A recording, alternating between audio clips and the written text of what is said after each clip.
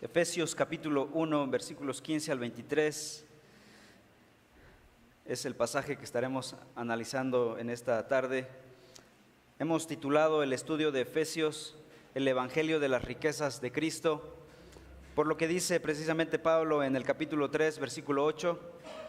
Dice Pablo: a mí, que soy menos que el más pequeño de todos los santos, me fue dada esta gracia de anunciar entre los gentiles el Evangelio de las inescrutables riquezas de Cristo. Por eso hemos titulado a este estudio el Evangelio de las riquezas de Cristo. En este pasaje, versículos 15 al 23, Pablo está orando al Señor, al Dios y Padre de nuestro Señor Jesucristo, el Padre de gloria.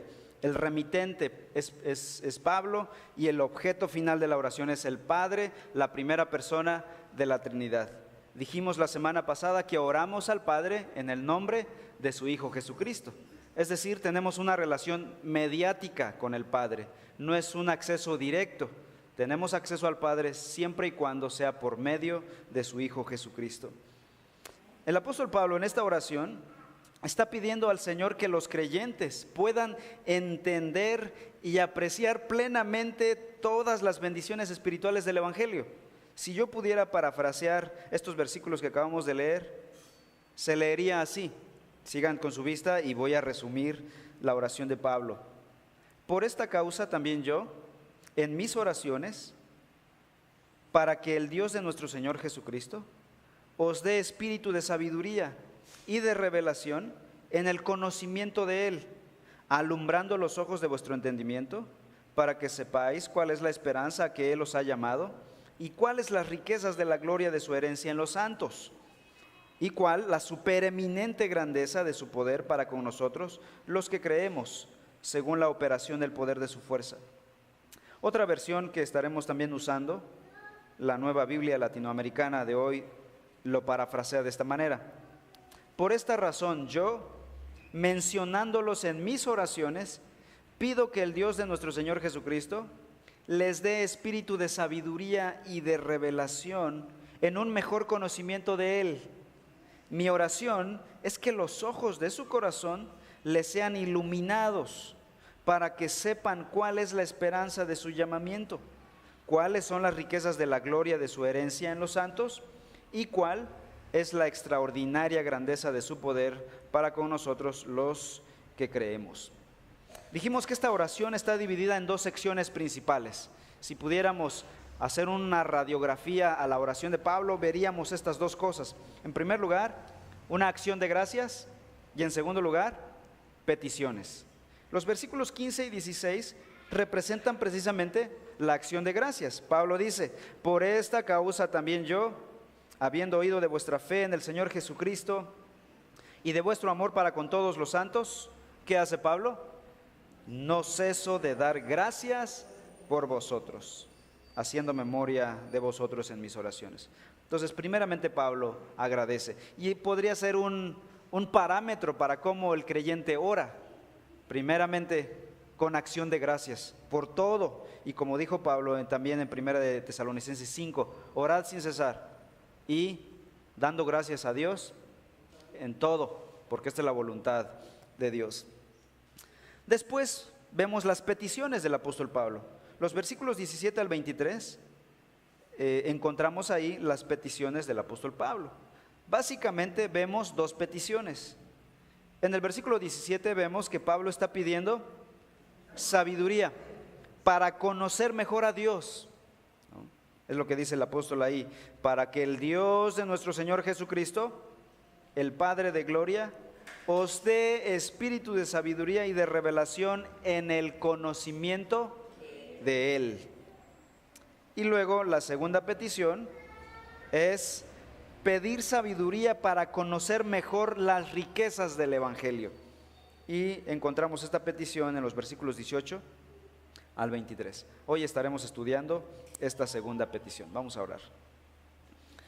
Nuestro Dios, en esta hora nos acercamos en el nombre de tu Hijo Jesús a rogarte que tu Santo Espíritu nos dé iluminación, ilumine nuestras mentes, nos dé espíritu de sabiduría para entender las riquezas del Evangelio.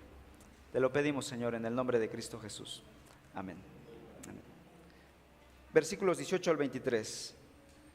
Dice: alumbrando los ojos de vuestro entendimiento, para que sepáis cuál es la esperanza a que Él os ha llamado, y cuáles las riquezas de la gloria de su herencia en los santos, y cuál la supereminente grandeza de su poder para con nosotros los que creemos, según la operación del poder de su fuerza, la cual operó en Cristo, resucitándole de los muertos y sentándole a su diestra en los lugares celestiales, sobre todo principado y autoridad y poder y señorío, y sobre todo nombre que se nombra, no solo en este siglo, sino también en el venidero.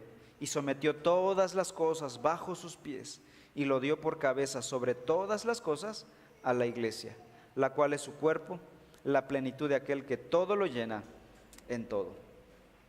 La primera frase del versículo 18: alumbrando los ojos de vuestro entendimiento. Esta frase es una frase paralela a la frase del versículo 17, espíritu de sabiduría y de revelación. Son sinónimas. O sea, lo que está pidiendo Pablo no es algo distinto a lo que está pidiendo en el versículo 17. Es la misma petición. Básicamente, sabiduría de lo alto, para poder conocer mejor a Dios y conocer mejor las bendiciones del Evangelio. Pablo pide en oración que Dios alumbre los ojos del entendimiento. Es lo que dice la Reina Valera, ¿verdad? La versión que todos tenemos.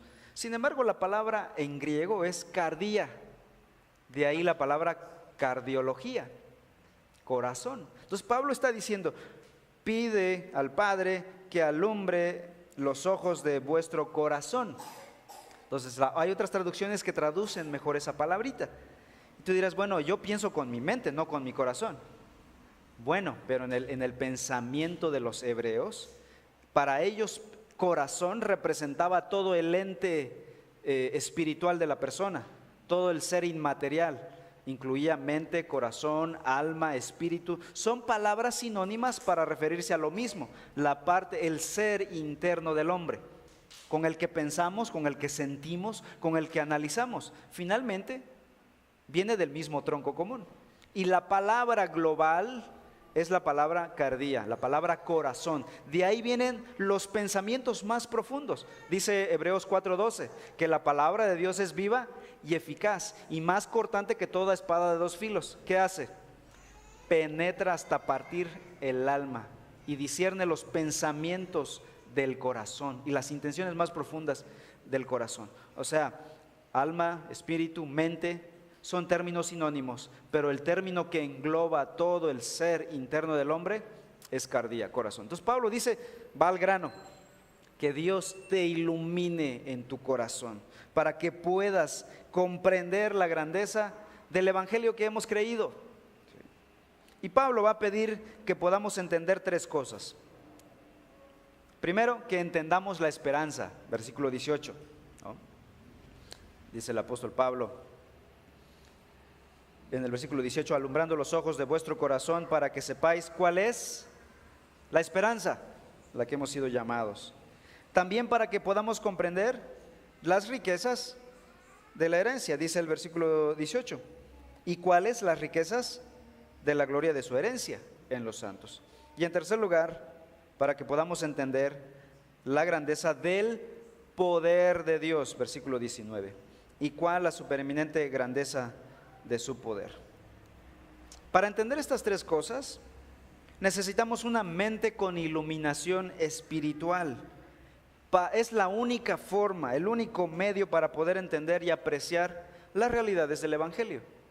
Puedes predicarle el evangelio a cualquier persona, pero no todos van a tener el mismo aprecio por las verdades del evangelio. ¿Te ha pasado que has ido a un museo y a la mayoría de nosotros los museos nos aburren, ¿verdad? Si son mortales como yo, ¿verdad? Pasas rapidísimo viendo el siguiente cuadro y ya cuando ya terminaste, ¿no? Bueno, a mí me gustan los museos arqueológicos, me detengo a estudiar, es una piedra, ¿no? Finalmente es una piedra con datos ahí que datan del siglo XV, el siglo XVI y que pasó esto. A mí me interesa, pero cuando conoces la historia empiezas a apreciar el arte, la arquitectura pasada, histórica. Necesitas cierto conocimiento, cierta habilidad para poder apreciar los cuadros, las pinturas. Si no, para ti simplemente van a ser manchas de pintura, que tú dices yo podría hacer, pero que el buen conocedor de arte dice esto es muy talentoso, esto es bello, es una belleza artística. Igual pasa con la música, ¿no? La música clásica para muchos es aburrida, ¿no? Es para dormir. Usan la música clásica para dormir. Pero al buen conocedor, al que conoce de música y sabe el grado de dificultad, empieza a apreciar la música clásica, a saborear esa música. Lo mismo pasa con las verdades de la Escritura. Estas verdades, esta palabra, incluso la exposición de ella, resulta tedioso para quienes no tienen una mente iluminada con el Espíritu. Es aburrido, es pesado, es cansado. Pero para aquellos que tienen ya el clic, el Espíritu Santo iluminó sus mentes, una buena exposición de la palabra es agradable, es como una buena taza de café, ¿no? Es como una buena obra de música clásica, es como una buena pintura, ¿no?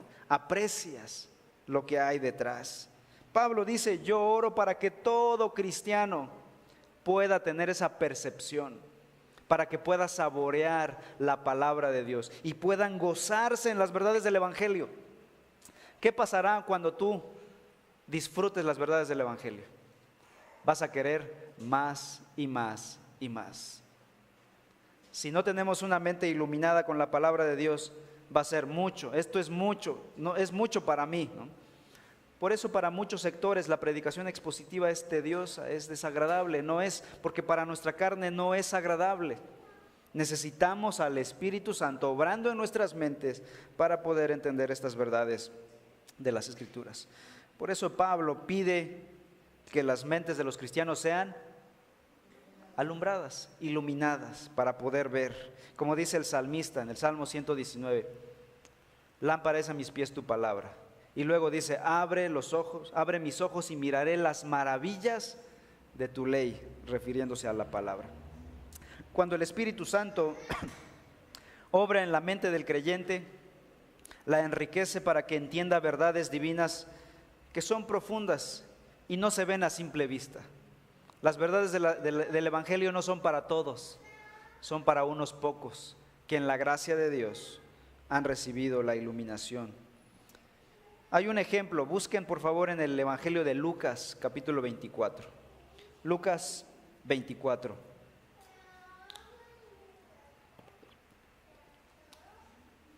En Lucas 24 se narra la resurrección de Jesucristo, el domingo de resurrección, el domingo de gloria, ¿no?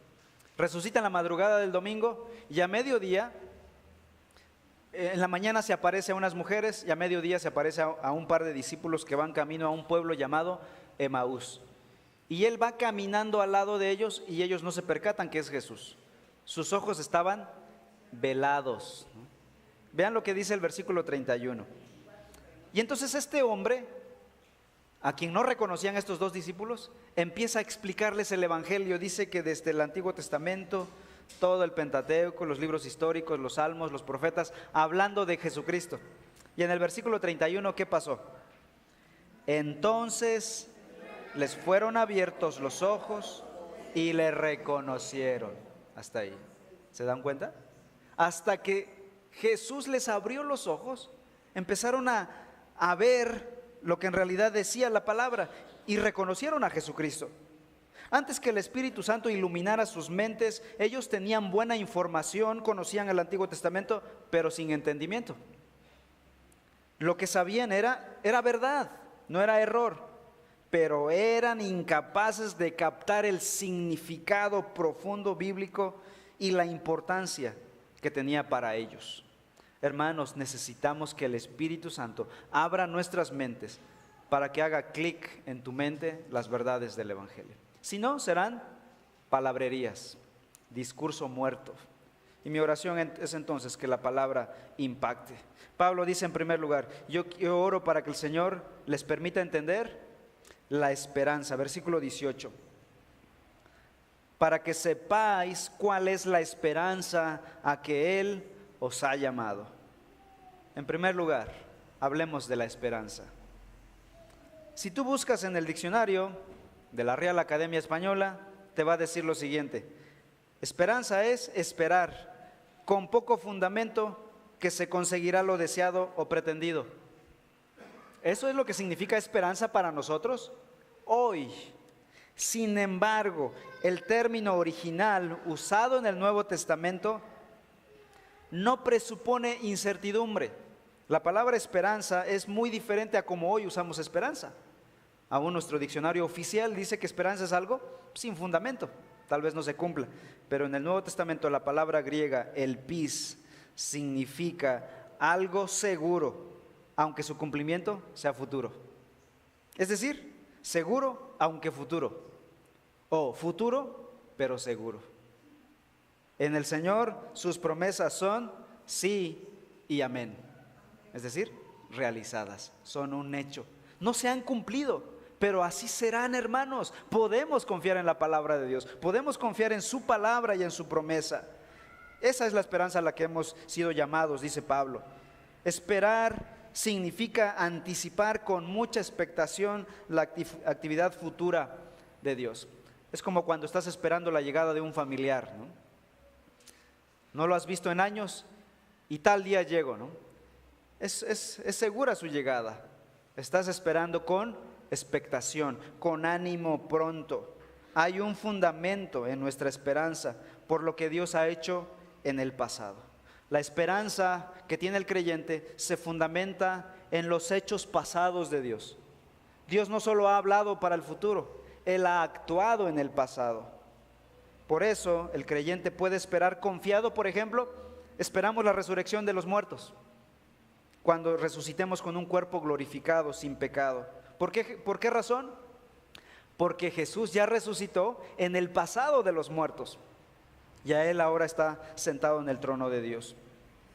Por ejemplo, celebramos la cena del Señor. ¿Por qué lo hacemos?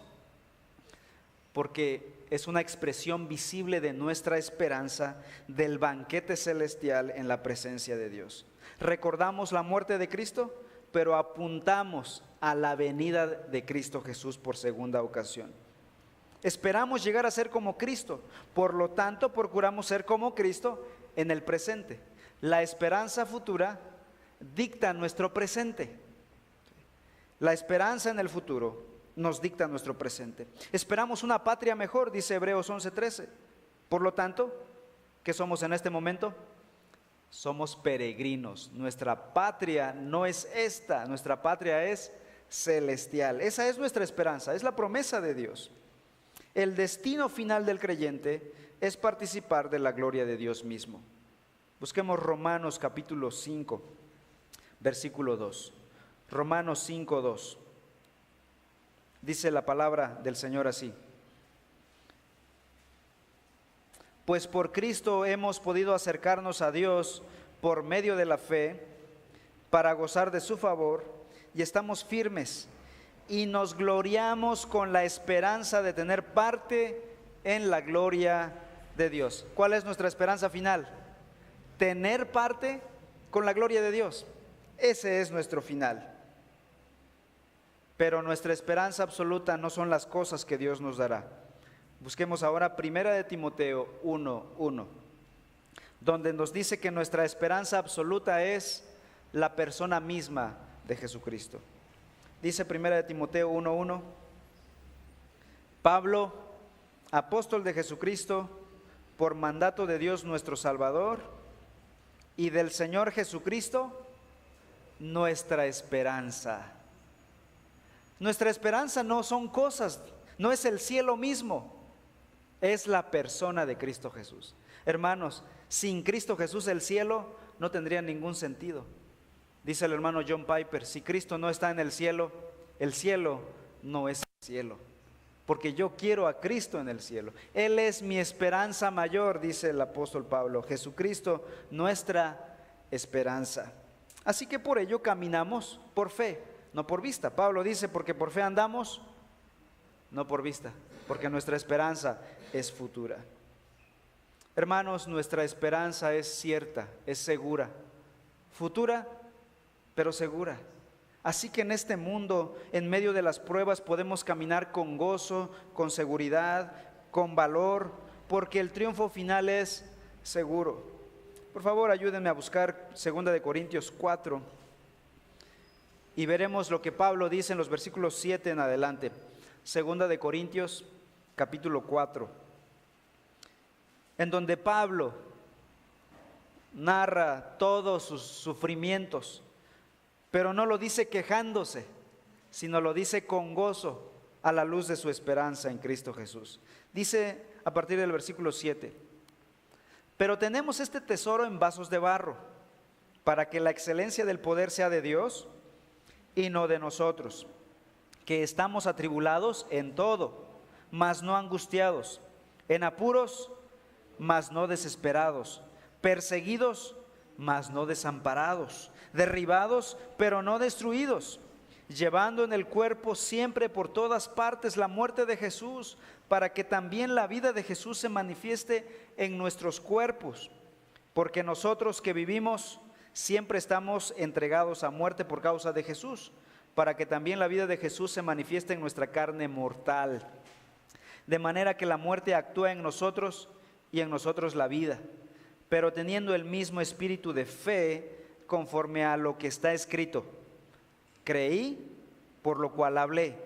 Nosotros también creemos, por lo cual también hablamos, sabiendo que el que resucitó al Señor Jesús, a nosotros nos resucitará con Jesús y nos presentará juntamente con vosotros. Porque todas estas cosas padecemos por amor a vosotros, para que abundando la gracia por medio de muchos, la acción de gracia sobreabunde para la gloria de Dios. Por tanto, no desmayamos. Antes, aunque nuestro hombre exterior se va desgastando, el interior no obstante se renueva de día en día. Porque esta leve tribulación momentánea produce en nosotros un cada vez más excelente y eterno peso de gloria, no mirando nosotros las cosas que se ven, sino las que no se ven, pues las cosas que se ven son temporales, pero las que no se ven son eternas, son las cosas que esperamos. Así que lastimados, heridos, afligidos, pero no destruidos, no derrotados, dice el apóstol Pablo. La esperanza es el ancla que nos jala hacia el futuro y es lo que nos permite continuar creyendo en el Señor. Pablo dice también que ora para que nuestros ojos sean iluminados, para que podamos entender las riquezas de nuestra herencia. Versículo 18. ¿Y cuáles las riquezas de la gloria de su herencia en los santos?, dice Pablo en Efesios 1:18. La petición de Pablo aquí en pocas palabras es que los creyentes sean capaces de experimentar y de comprender cuán ricos son, dice Pablo.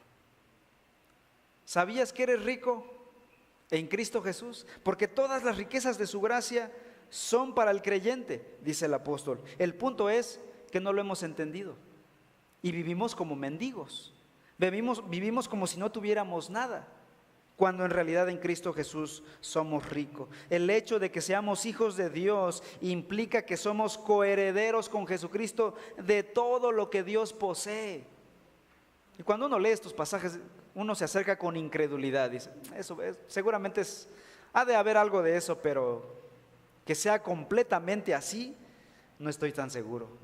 Pablo dice: yo deseo que cada creyente pueda ver, entender estas verdades y vivir como tal, que su identidad proceda de esa realidad.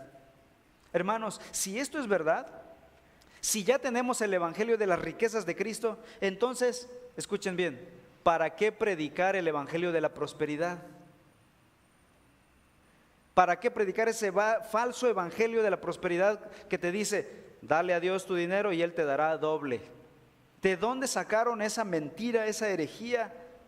Si ya el evangelio de por sí es riqueza, ya somos ricos en Cristo Jesús. ¿Por qué seguir buscando en los desperdicios del mundo si tenemos el tesoro en Cristo Jesús?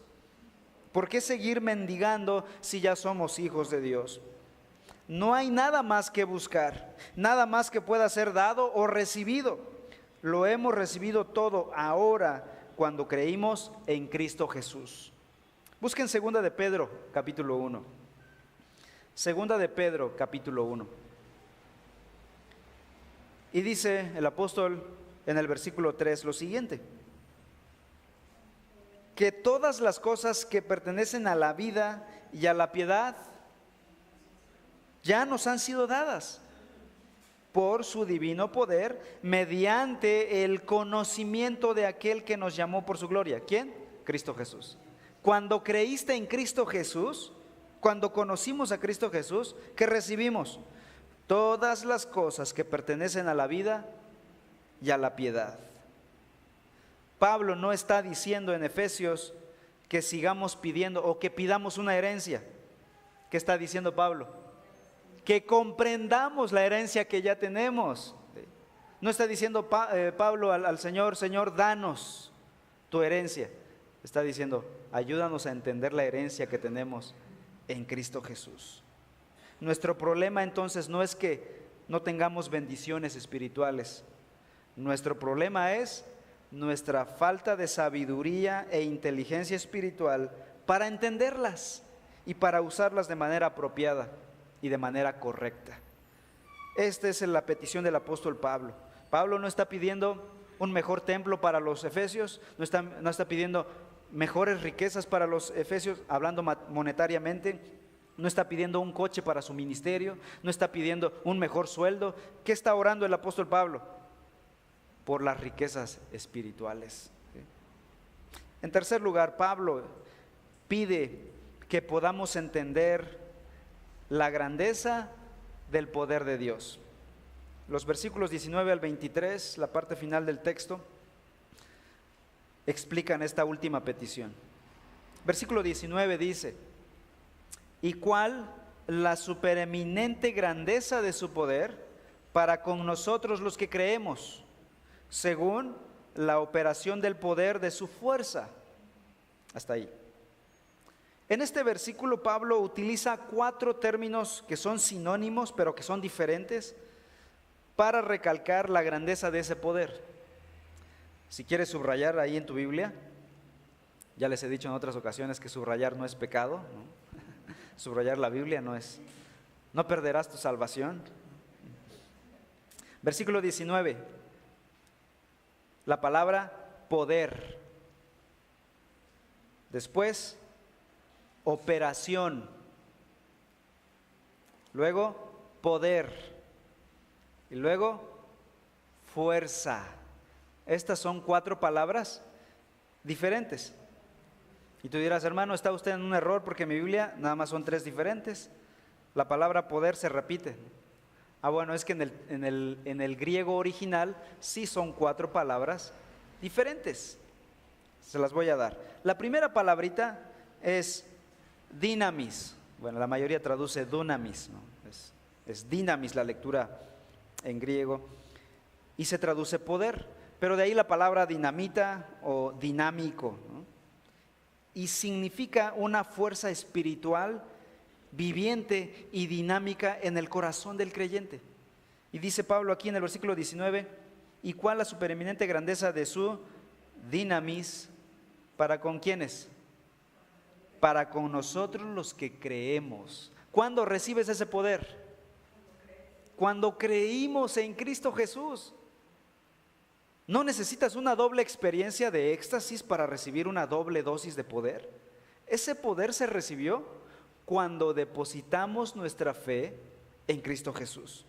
La siguiente palabra es operación. Es la palabra griega energeia.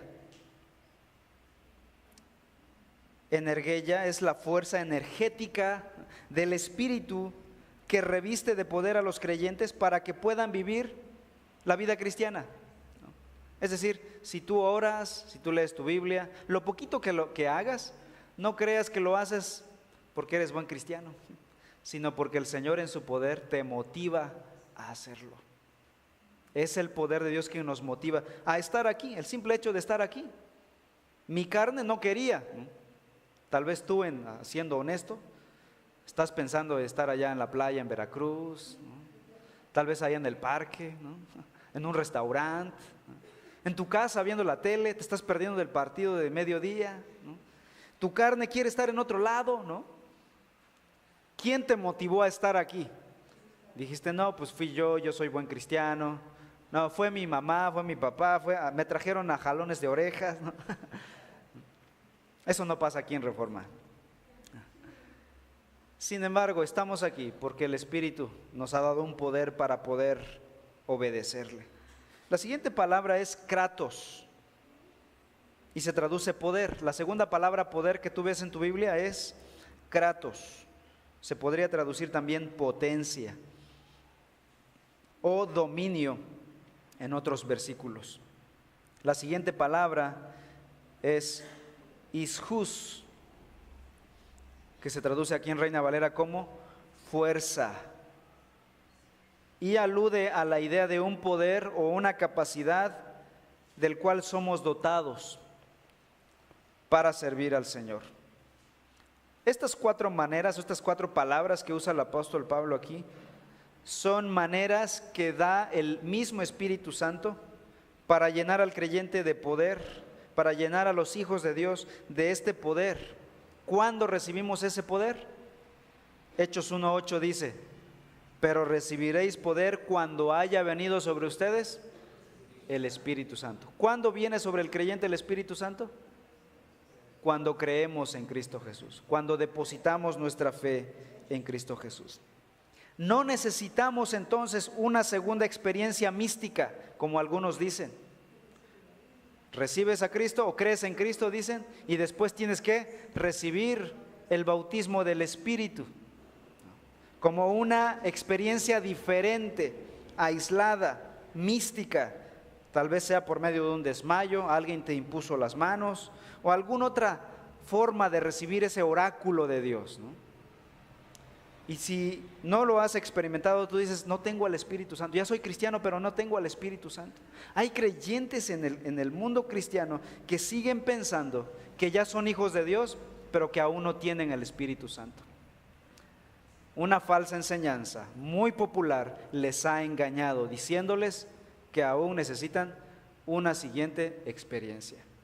La palabra de Dios desmiente, desmantela estas mentiras de estas falsas enseñanzas. Una cosa es que no estemos conscientes de ello, otra cosa es que no lo hayamos recibido. Todo lo recibimos cuando creímos en Cristo Jesús, dice el apóstol. Así que Pablo no oró pidiendo que el poder de Dios fuese dado a los creyentes. ¿Se dan cuenta? No está diciendo, Señor, dales poder para que puedan enfrentar sus luchas. Pablo está orando para que podamos recibir conciencia divina del poder de Dios que ya tenemos. Así que aquí van unas cuantas aplicaciones, hermanos.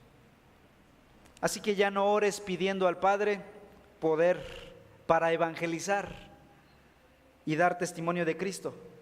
¿Por qué razón? Porque ya tienes ese poder si tienes al Espíritu Santo. ¿Qué dice el apóstol Pablo en Romanos 1:16? Tal vez te lo sabes de memoria. No me avergüenzo del Evangelio. ¿Por qué razón? Porque es poder de Dios a todo aquel que cree. Así que si tú ya creíste en el Evangelio, tienes el poder del Evangelio en ti. Simplemente articula el Evangelio, exprésalo con palabra a otros. Él es poder en sí mismo. No pidas poder para evangelizar, simplemente échalo a andar con valor, con reverencia, con compromiso. Para esto hay que ser intencionales. Recuerdo cuando estuvimos en la capacitación del equipo plantador de Reforma el año pasado, todo 2018 estuvimos las 3 familias, Sandoval y Bolaños y nosotros reuniéndonos para orar por ustedes. De hecho ya orábamos, ¿verdad? Orábamos por los que llegarían a Reforma. No teníamos sus rostros en mente, pero teníamos en nuestro corazón el día en que ustedes llegarían. Y ya estábamos orando por ustedes. Y yo les decía esto, tenemos que ser intencionales en todo, en recibir a las personas, en mostrar amor con las personas, en compartir el Evangelio, en invitar a las personas a que escuchen el Evangelio.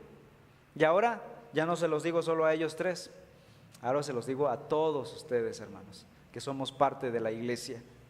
Debemos ser intencionales. No es que no tengamos poder, ya tenemos el poder del evangelio en nosotros. Simplemente verbaliza la verdad del evangelio a otros que lo necesitan. Dice 1 Tesalonicenses 1:5: nuestro evangelio no llegó a vosotros en palabras solamente, sino también en poder, en el Espíritu Santo y en plena certidumbre, dice el apóstol. Así que el evangelio es poder de Dios para salvación a todo aquel que cree. Tenemos el evangelio en nosotros, así que seamos intencionales en compartir el evangelio. Por otro lado, no necesitamos pedir a Dios poder para enfrentar el sufrimiento. Estás sufriendo, estás pasando una tribulación y dices: Señor, dame poder para soportar, para enfrentar esta situación. Pablo dice en 2 Corintios 4, versículo 7: pero tenemos este tesoro en vasos de barro, para que la excelencia del poder sea de Dios y no de nosotros. ¿Quiénes son los vasos de barro? Somos nosotros, los recipientes del poder de Dios. Así que la excelencia del poder es de Dios y no de nosotros. Ya podemos enfrentar el sufrimiento en la vida. He leído algunos libros de creyentes perseguidos en otras latitudes, en otras épocas de la historia, y cómo hombres entregaron su vida por causa de su fe en Cristo Jesús. Y tú te preguntas: ¿podría yo soportar semejante persecución, incluso al grado de morir por Jesús? Y uno a veces duda, ¿no? Dices: yo creo que yo negaría al Señor. Y uno dice: Señor, ayúdame, dame poder para enfrentar esa persecución. ¿Sabes qué?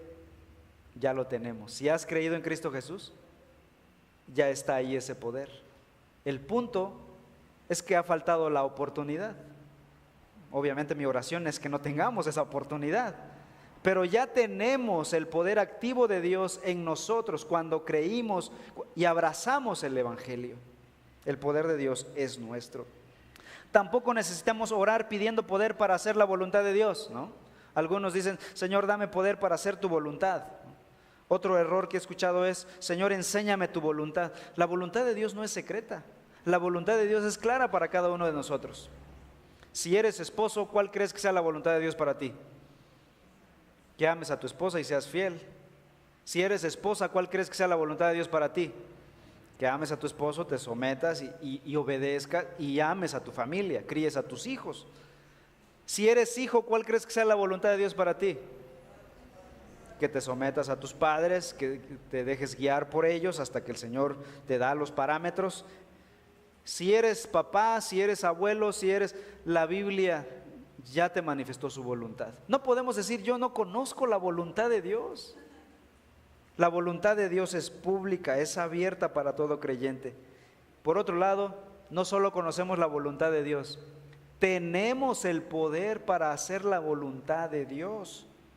Filipenses 2:13 dice Pablo: porque Dios es el que en vosotros produce así el querer como el hacer por su buena voluntad. ¿Sí? Así que si estás hoy aquí, es porque el Señor puso en ti el querer como el hacer, por su voluntad. Al buscar a Dios, aun cuando tu carne no lo desea, ese fue el poder de Dios movilizándote. ¿Por qué es que yo puedo servir al Señor cuando aún mi propia vida es frágil, es débil? No lo hago en mis fuerzas, es el poder de Dios. ¿Por qué yo, siendo esposo, puedo ser fiel a mi esposa, cuidar a mis hijos, aun cuando mi matrimonio no es perfecto? No es mi carne, es el poder de Dios. Muchos de nosotros diríamos: yo ya habría tirado la toalla, ya me habría ido, ¿no? Ya habría renunciado. ¿Por qué no lo hacemos? Es por el poder de Dios que ya está en nosotros.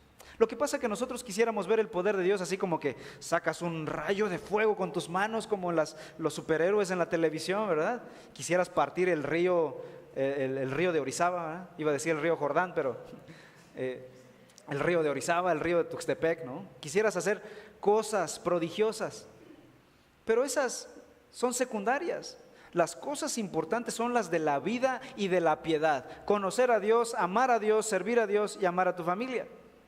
Esas cosas realmente importan. Puedes dividir un río, puedes cambiar una montaña de lugar, pero si no eres buen creyente, buen esposo, buena esposa, ¿de qué sirven esas cosas? Tenemos poder para las cosas más importantes, hermanos. Es el poder del Evangelio que ya está en nosotros. Como pastor reciente de Reforma, porque la iglesia acaba de arrancar, estoy conociendo sus vidas y ustedes amablemente han abierto su corazón conmigo y con mi familia. Y han compartido sus luchas, sus debilidades, sus dolores, sus aflicciones. Y yo puedo ver en ustedes poder. Si no han renunciado, si no se han alejado, si no se han apartado del Señor, es por el poder de Dios. Y yo soy testigo entonces del poder de Dios, en mi propia vida y en sus propias vidas. Hermanos, ya tenemos el poder de Dios. El punto, Pablo está diciendo: Señor, oro que sus ojos sean iluminados para que puedan entender ese poder y puedan aplicarlo a su vida y sean más intencionales y sean más confiados. Vean lo que dice Colosenses 1:29. Pablo en Colosenses 1:29 dice: para la cual también trabajo, luchando, ¿cómo? Según la potencia de Él, la cual actúa poderosamente en mí. ¿En qué momento Pablo dividió un río? ¿En qué momento Pablo cambió una montaña de su lugar? En ningún momento. Entonces tú dices: hermano, ¿cuándo es que el poder de Dios actúa poderosamente en ti? Al ser fiel, al soportar persecución, al predicar el Evangelio, al renunciar a su vida para predicar el Evangelio. El poder de Dios estaba actuando poderosamente en él. Efesios 3:20.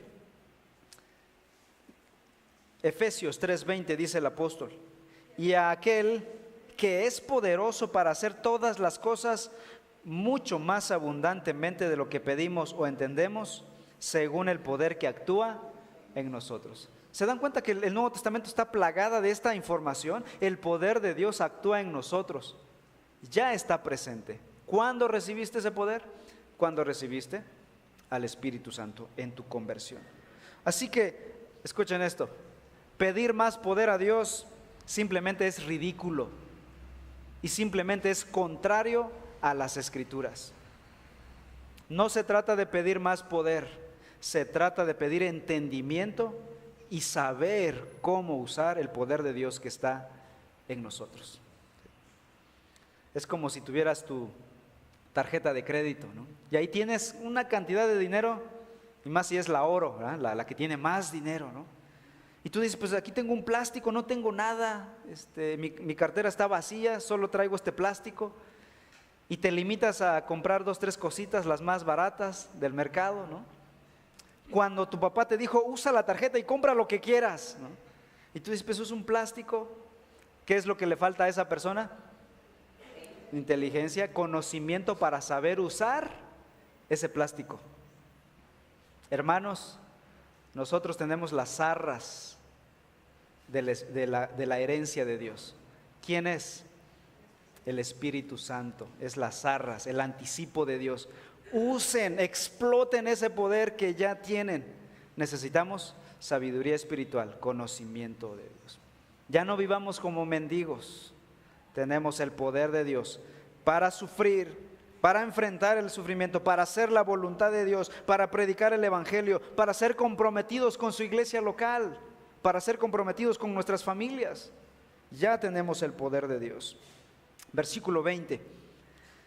Si esto fuera poco, Pablo ahora nos va a decir en 4 versículos cosas que nos van a dejar anonadados. ¿Qué clase de poder tenemos? ¿Un poder de segunda, de tercera o de cuarta? Pablo nos va a decir que es de primera, ¿es cierto? Vean lo que dice Pablo, versículo 20. La cual operó en Cristo, resucitándole de los muertos y sentándole a su diestra. ¿Qué clase de poder tenemos? No uno de segunda, sino el mismo poder que Dios usó para resucitar a su mismo Hijo, levantarlo y sentarlo a su diestra. Es el mismo poder con el que equipa a cada creyente. El poder divino que levantó a Cristo de la tumba a la tierra y de la tierra al cielo es el mismo poder que nos levantará a nosotros a la gloria de Dios. Es el mismo poder divino y sin límites que operó en Cristo, resucitando de los muertos, es el que nos resucitará a nosotros en el día final. Es el mismo poder con el que operó sentando a Jesús a la diestra de los lugares celestiales. Con ese mismo poder nos sentará a nosotros en los lugares celestiales en Cristo Jesús. ¿Cómo poder entonces sentirse triste, inseguro, abandonado, carente de poder, cuando la Biblia dice todo lo contrario? Creo que el problema no es Dios, no es su poder y no es la Biblia.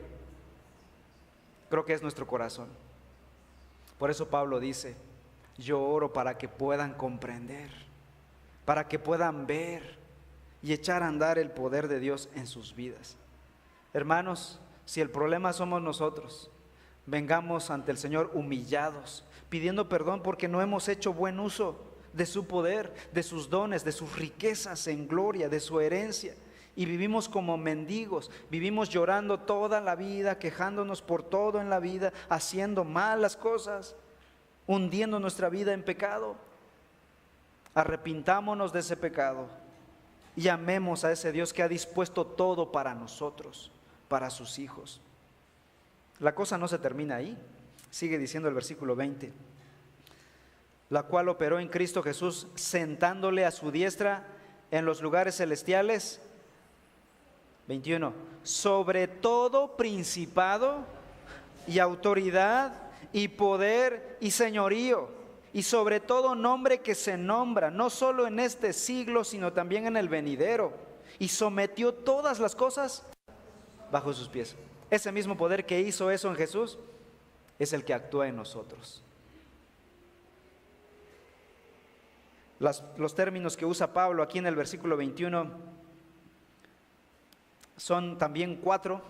Hoy venimos de a 4.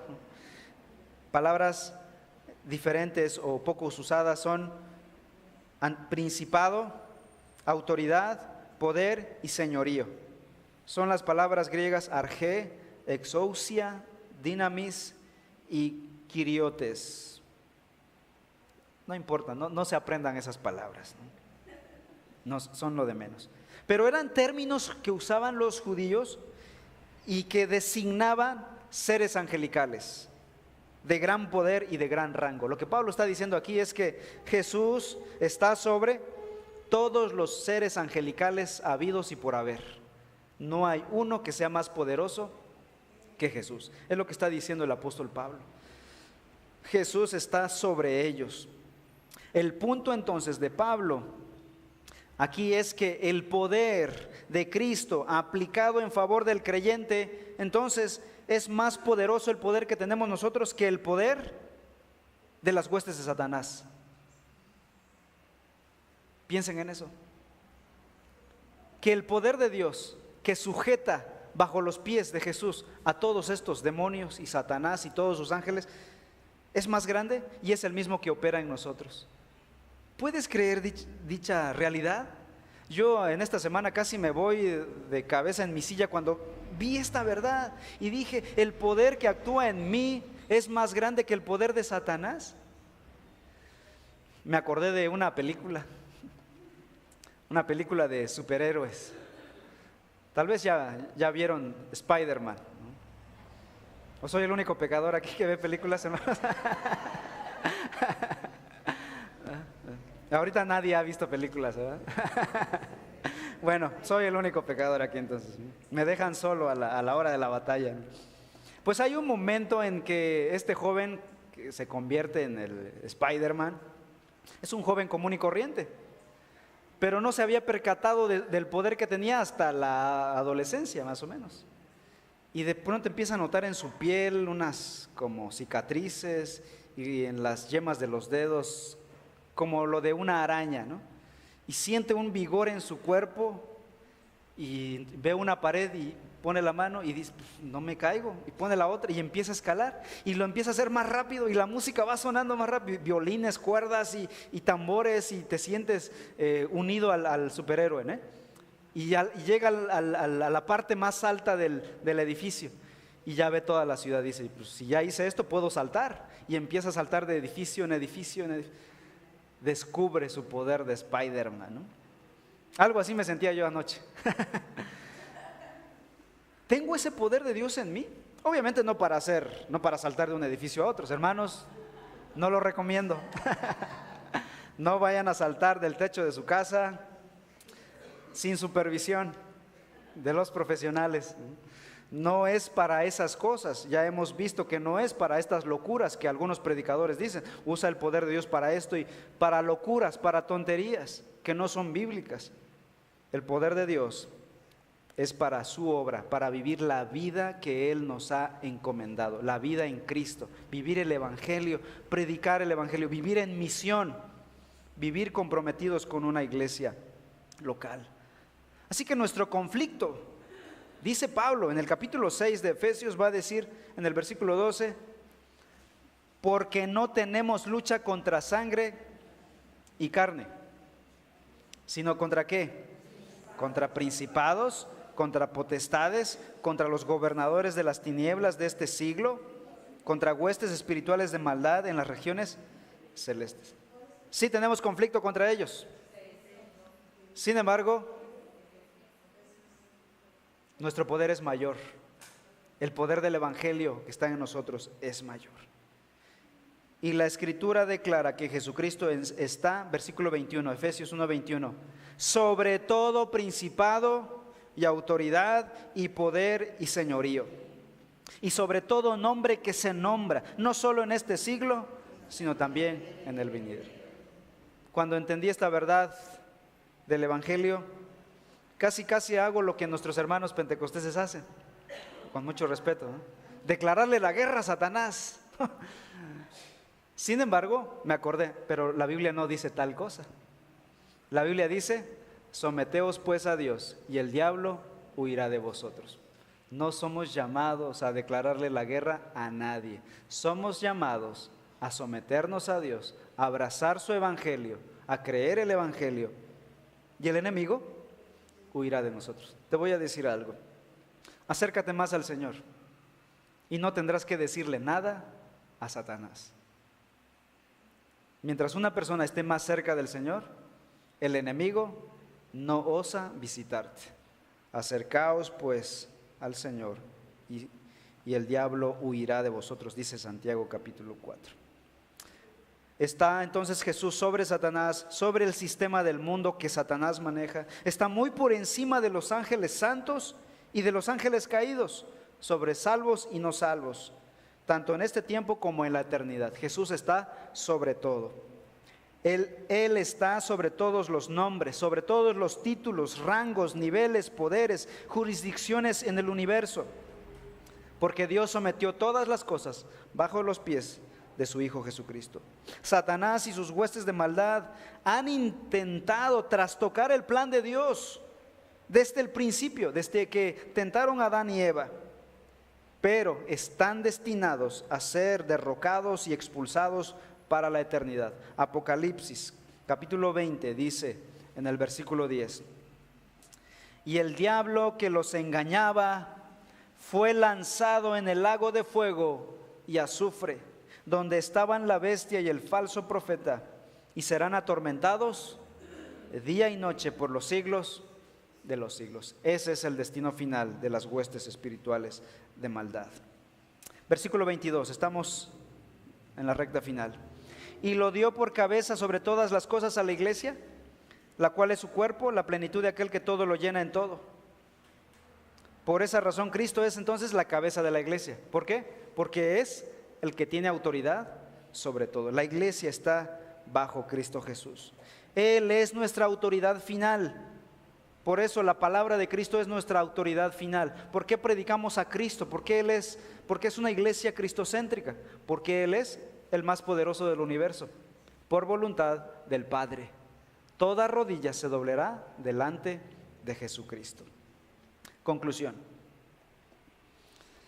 El punto central de la oración de Pablo es que podamos comprender cuán seguros estamos en Cristo y cuán inquebrantable, cuán inmutable es nuestra esperanza eterna, y no depende de si te portas bien o mal. Claro, si eres verdadero creyente, sino de la fidelidad de Dios. Todo el poder de Dios será usado a favor del creyente para cumplir su propósito en la vida del creyente.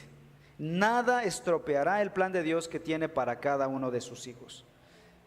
Y hasta que comprendamos quiénes somos verdaderamente en Jesucristo, sería imposible que vivamos una vida abundante, obediente y plena. Pablo le dijo a Timoteo cuando Timoteo empezó a ser criticado en la iglesia, porque eso sí, la crítica para los pastores es real, punto. Hasta el mismo Timoteo fue criticado y se sintió desanimado. Y Pablo le dijo a Timoteo: acuérdate de Jesucristo, del linaje de David, resucitado de los muertos conforme a mi evangelio, en el cual sufro penalidades, hasta prisiones a modo de malhechor, mas la palabra de Dios no está presa. Por tanto, todo lo soporto por amor de los escogidos, para que ellos también obtengan la salvación que es en Cristo Jesús, con gloria eterna. ¿Qué le recomienda Pablo a Timoteo para levantar el ánimo? Le dice: no, pues confronta a los críticos o deja la iglesia. Acuérdate de Jesucristo, el que está sentado sobre todo poder, sobre todo dominio. Él es la fuente de tu poder, de tu perseverancia, de tu ánimo. Nuestros problemas serán manejados de forma sabia, siempre y cuando pongamos la mirada en Cristo. Poned la mira en Cristo, que está sentado a la diestra de Dios. Tus problemas no serán demasiado grandes cuando estés conscientes de estas verdades. No le digas a Dios cuán grandes son tus problemas. Dile a tus problemas cuán grande es tu Dios. Vamos a orar.